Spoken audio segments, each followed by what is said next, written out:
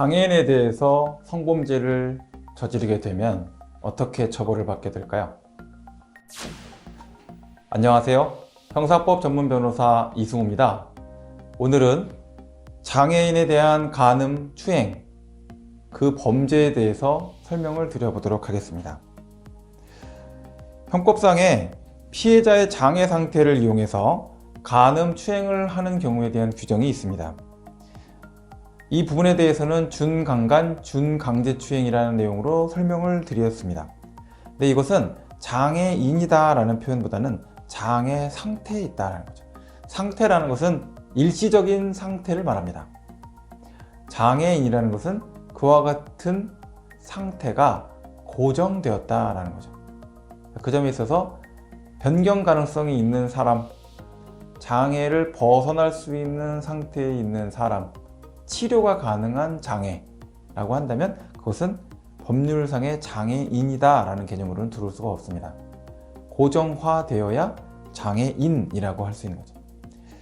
장애 상태를 이용한 준강간, 준강제추행의 경우와는 달리 피해자의 지위로서 이미 장애 상태가 고착화된 경우를 특별법상으로 장애인에 대한 성범죄로 처벌을 하는 규정을 두고 있습니다.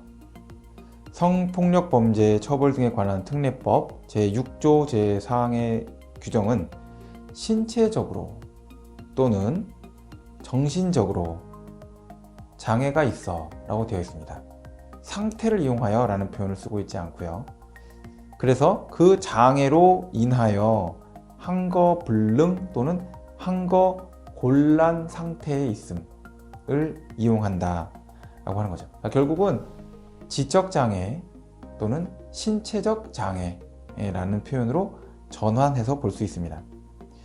또한 아동 청소년 성보호에 관한 법률 제8조의 내용에는 19세 이상의 사람이 장애가 있는 아동, 이거는 심신상실이나 또는 한거불능 상태에 있는 이게 아니고요, 그냥 장애가 있는 아동 또는 장애가 있는 청소년이라고 하는 사람을 간음 또는 추행하면 처벌한다 라는 규정을 두고 있습니다.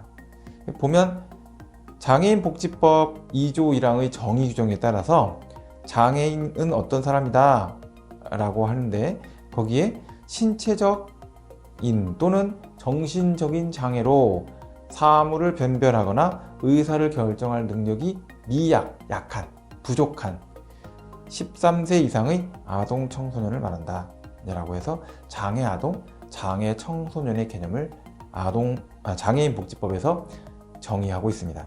그러니까 결국은 신체적 장애, 지체장애라고 이제 보통 표현도 쓰는데요, 한가당 정신장애, 지적장애라는 표현을 쓰고 있는 그런 형태의 장애가 있는 사람입니다. 이 경우에 처벌하는 규정에 대한 기본 판례를 살펴보도록 하겠습니다. 먼저 장애인에 대한 준강간 사건입니다. 신체적인 또는 정신적인 장애로 한거불능의 상태가 무엇인가, 이것이 결국은 장애인 사건에서의 강간을 판단하는 기준이 되는 그런 내용인데, 신체적 또는 정신적 장애 그 자체로 한거불능 상태에 있는 경우뿐만 아니라 신체 장애 또는 정신적인 장애가 주된 원인이 돼서 심리적 또는 물리적으로 반항에 불가능하거나 현저히 곤란한 상태, 이런 경우를 포함한다 이렇게 얘기하고 있죠. 이 내용은 뭐냐면 신체적 정신적 장애가 있어서 그냥 그걸 직접적으로 한거불능 상태에 있는 사람, 그것만을 단순히 처벌하기에는 그 장애 상태를 이용하는 사람들이 너무 많다라는 거예요. 그래서 신체 장애나 정신적 장애가 주된 원인이 돼서 그것 때문에 좀 더 간접적인 영향권 범위 안에 들어가는 심리적인, 물리적인 반항 불가능 상태가 조성됐다면, 또는 현저히 곤란한 상태가 조성이 됐다면 이런 경우도 장애인에 대한 성범죄로 봐야 된다라고 좀 더 넓게 해석하겠다는 얘기입니다. 결국은 장애인을 상대로 해서 성적인 자기결정권을 행사하는 데 있어서 뭔가 신체 정신적 장애에 대한 것을 원인으로 또는 작동하게끔 만들어서 성관계가 이루어지거나 또는 추행해가 이루어진 경우에는 그와 같은 행위 자체에 대해서 장애인에 대한 간음 또는 장애인에 대한 추행 행위로 봐서 처벌할 수 있다. 그러니까 확장 가능성이 굉장히 있다라는 형태로 판례를 구성을 하고 있다라고 보시면 되겠죠. 자, 그 내용 관련해서 그 다음에 이어지는 문구들은 연속해서 지금 보여주는 바와 같이 기존의 성범죄 사건에서 나와 있는 문구가 거의 그대로 들어옵니다. 자, 표현상으로 뭐뭐가 있었는지 여부를 판단함에 있어서는 어떤 것들을 고려한다? 네. 피해자의 정신장애는 장애인이니까 당연히 고려를 하겠죠. 어느 정도의 장애가 있었는지. 심각한 장애다. 거의 의사 판단이 좀 쉽지 않고 누군가 얘기하면 잘 따라가는 정도의 어떤 정신적 상태, 지적 장애가 있는 상태다. 그렇게 하는 정도 또 판단해야 되겠지만 피해자와 가해자의 신분을 비롯한 관계를 보고 주변의 상황이나 환경 또는 가해자의 행위 내용과 방법, 피해자의 인식과 반응 내용 등을 종합적으로 검토해야 한다라고 합니다. 근데 이게 사실은 쉽지가 않죠. 왜냐? 가령 주로 많이 문제되는 것이 이제 신체적 장애가 있는 사람들은 주로 많이 문제가 안 돼요. 성범죄 사건에 있어서. 왜냐면 불행히도 신체적으로 장애가 있으신 분들이 분들을 대상으로 해갖고 가해자들이 어떤 성적인 목표로 삼는 경우가 드물기 때문이죠. 그러니까 보통은 지적장애가 있는 경우가 공격 대상이 되는 경우가 많아요. 그래서 지적장애가 있는 그 피해자를 대상으로 해서 여러 가지 문제가 나오는데 사실은 성년자 남성 또는 성년의 어떤 사람이 지적장애가 있는 사람을 상대할 때 그 관계를 본다면 사실은 어린아이와 성인의 관계라고 볼 수도 있어요. 그러니까 지적인 수준에 있어서는요.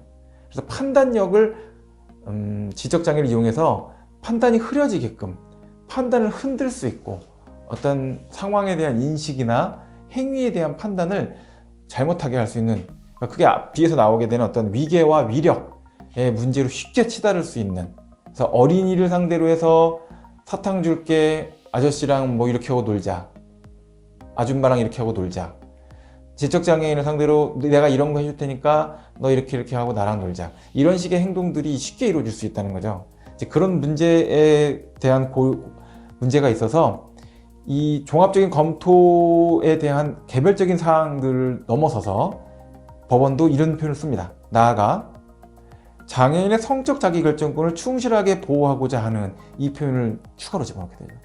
그래서 장애인이 정말 자신의 의사로서, 완전히 자유로운 의사로서 성적인 결정권을 행사했던 것인가 라는 문제로 가게 되는 거죠. 자, 이 문제가 상당히 어려운 문제가 됩니다. 진짜 자기가 좋아서 성관계를 했다고 하는 장애인 사건들도 있었어요. 하면 그런 경우에는 상대방이 형사처벌 받을까봐 엄청 난리가 납니다. 피해자라고 된 사람이 오히려 자기는 저 사람 처벌하면 안 돼요 막 이런 얘기들을 하는 경우들이 생겨요. 그런데 중립적인 문제들이 있습니다. 중립적이라는 얘기는 처벌받는 것 별로 원하지 않지만 그렇다고 해서 적극적으로 그 사람을 좋아하는 것도 아니에요. 좀 약간 모호한 이런 사안들이 많이 있는데 그런 경우에는 장애인에 대한 성범죄 사건으로 처벌되는 경우들이 거의 대부분인 것 같아요. 이게 증명의 문제가 남고 하겠지만, 그리고 그런 경우들은 이제 보통 많이 보다 보면 장애인인 청소년을 대상으로 한 성범죄의 경우들이 많이 있습니다. 그러니까 이제 청소년 성보호에 관한 법률에 또 적용되는 문제가 있겠죠. 그래서 가출한 장애인 청소년, 가출한 지적장애인, 또는 가출은 하지 않았지만 지적장애가 있는 상태에서 채팅이나 또는 뭐 온라인 방에서 만나서 대화를 하다가 성관계에 이른 경우, 집으로 불러들여서 뭐 그런 경우들이 막 발생하는데, 이런 경우에 적극적인 어떤 애정 자체가 개입되거나 또는 특별한 어떤 호의관계가 성립되지 않았다고 한다면 사후에 지적장애인의 법정 대리인, 그러니까 부모가 되겠죠. 부모에 의해서 고소 고발이 이루어지는 경우가 굉장히 많습니다. 그러면 지적장애인은 어떨까요? 어린아이랑 비슷해서요, 보호자가 화를 내고 펄펄 뛰면 특별하게 자기가 그것을 저항할 만한 감정이 없는 한 자기도 별로 원했지 않았던 것 같은 태도의 진술을 합니다. 굉장히 위험한 상태가 벌어질 수가 있는 거죠. 그래서 이런 문제에 대해서 법원이 보는 관점을 유심히 보실 필요가 있어요. 성적 자기결정권을 충실히 보호하고자 하는 성폭법 제6조의 입법 취지를 보면 특별히 보겠다는 얘기입니다. 비추어 보겠다는 거는 특별히 비추어 보겠다는 거죠. 프레쉬를 이렇게 특별히 빛을 비춰서 보겠다는 거예요. 그러니까 이거는 강조하겠다는 얘기입니다. 하이라이트예요. 위와 같은 항거불능 상태에 있는지를 판단할 때 저런 종합적인 내용이만 갖고 하는 게 아니라 정신장애, 지적장애인이라는 사정이 아주 충분히 고려되어야 된다는 거예요. 스포트라이트를 받아서.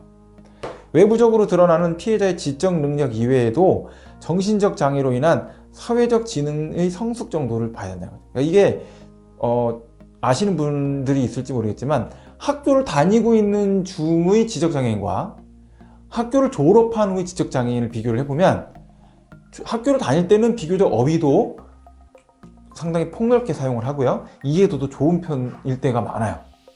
근데 학교를 졸업하고 나면 점점 어휘가 퇴화하는 경우들이 생깁니다. 그런 것처럼 사회적 지능의 성숙 정도는 실제 지적장애인의 상태보다 지적장애 등급보다 높을 수도 있고요. 낮을 수도 있어요. 그런 문제들이 있을 수 있고요. 또한 대인관계에서의 특성이나 의사소통 능력 등을 전체적으로 살펴야 된다. 지적장애가 있고 지능이 많이 좀 떨어지는 상태가 된다 하더라도 그게 평균적으로 고르게 다 떨어지게 되는 거나 다 높은 게 아니에요. 어떤 사람은 의사소통 능력은 높고 인지 능력이나 공간 감각 능력은 낮아서 전체적으로 지적 장애가 있는 형태가 되는 경우가 있을 수 있고요. 반대로 인지 능력은 높고요. 의사소통 능력은 낮아요. 너무 낮다 보니까 그게 지적 장애가 있다라고 평가받을 수도 있는 거예요. 그러니까 결국은 그 지표가 다 여러 가지가 갈려질 수 있는데 법원에서 보는 것은 대인 관계에서의 특성이나 관계를 해석하고 소통하는 능력 자체가 어떤 수준에 있는지에 대한 것을 지적장애의 단계에서 전체적으로 잘 살펴봐서 종합 검토해 봐야 된다라는 거죠. 그래서 이런 점들을 다 고려해 봐서 피해자가 범행 당시에 성적인 행위를 할 결정권을 실질적으로 표현한다는 얘기는 뭐겠어요? 둘 중에 하나잖아요. 좋아, 싫어, 이거죠, 그죠? 거부 또는 동의, 이거를 할 수 있었는가라는 거. 그러니까 변론의 포인트는 사실은 거부를 했느냐 또는 좋다는 의사표시를 했느냐, 또 좋다는 의사표시나 또는 거부하지 않는 의사표시를 했다면 그 의사표시가 충분한 자기 생각을 기초로 해서 충분한 의사소통이 이루어져서 된 것이다 라는 점을 설명하는 데 있을 거다라고 보시면 될 거예요. 그런 점에 있어서 저희가 주장을 해서 장애인 사건에서 장애인을 위하는 쪽으로, 처벌이 필요한 쪽으로 처벌이 더 될 수 있게끔 사안의 문제를 해결한 경우들도 있고, 반대로 장애인에 대해서 성관계를 했지만 그것이 억울한 혐의를 뒤집어 쓴 것이다 라는 점을 잘 설명을 해서 무혐의나 무죄를 받는 사안들이 나올 수 있는 것이 이런 포인트에 있다고 보시면 될 것 같아요. 자, 이제 이 내용 관련해서 대법원에서도 또 신중하게 보고 있는 부분은 또 뭐냐면, 실제로 이제 하급심 법원에서 이런 것까지 막 다 논의가 되는 경우가 극히 드물긴 하지만, 지적장애 등급이 있는 장애인이라 하더라도 과연 지적장애 외에 성적 자기결정권을 아예 행사할 수 없는 정도의 지적 수준에 있는지에 대해서는 증명이 필요하다는 거예요. 그러니까 스스로 원해서 성관계가 이루어질 수도 있었다는 거죠. 그래서 이 점에 대해서 증명도 필요한 것이 사실이다라고 법원이 보고 있어요. 이런 것이 어떤지 모르겠지만 지적인 상태의 그 수준이 높고 낮고를 떠나서 사람마다 성적인 지향성의 정도가 다 다를 수 있어요. 남성, 여성 이런 부분에 대한 분류 말고 같은 성별 내에서도 누군가는 좀 더 성적으로 성의 문제에 있어서 훨씬 더 개방적이고 훨씬 더 이렇게 동의를 쉽게 해줄 수 있는 성향이 있는 사람이 있을 수 있는 반면, 또 그런 문제에 대해서는 별로 원하지 않는, 별로 관심이 없는 성향의 사람이 존재할 수 있는 거죠. 이제 그런 문제들도 포함해서 다 같이 검토가 될 필요가 있겠죠. 결국 그렇기 때문에 장애인과 관련된 사건에 대해서는 법리적인 문제를 포함한 증인신문의 문제, 또 수사 단계에서의 어떤 주장과 주장 내용에 대해서 장애라는 것을 또는 지적 장애라는 것을 충분히 잘 이해하고 있는 변호인의 조력을 받는 게 굉장히 중요할 수가 있습니다. 겉으로 보면 당연히 성범죄로 보이는 사안도 조금 내면을 파고 들어가 보면 충분한 고민 끝에 내려진 성적 자기결정권의 정상적인 행사로 해석될 수 있는 사안들도 있기 때문이죠. 자, 이런 문제들에 대해서 고민하는 분들이 이 영상을 보시고 좀 더 문제 해결에 도움을 받으실 수 있기를 희망합니다. 감사합니다.